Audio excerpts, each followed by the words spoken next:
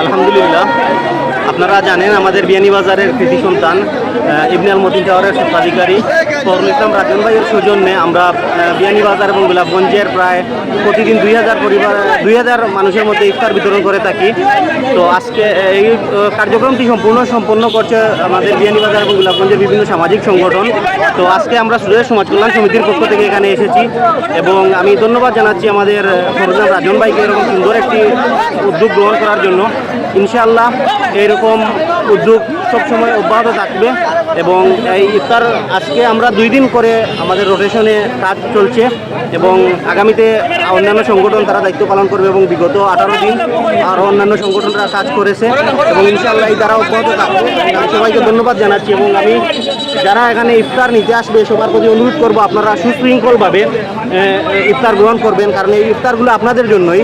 আর আপনারা যদি বিশৃঙ্খলা তৈরি করেন তাহলে একজন সমাজকর্মী হিসাবে উনি অনেকটা নিরুৎসাহিত হবেন এবং পরবর্তীতে এরকম কার্যক্রম হাতে নিতে উনি ভয় পাবেন। তো আমরা ওনাকে আরও অনুপ্রাণিত করব যাতে করে সামনের দিনে উনি আরও বড় বড় প্রজেক্ট হাতে নিতে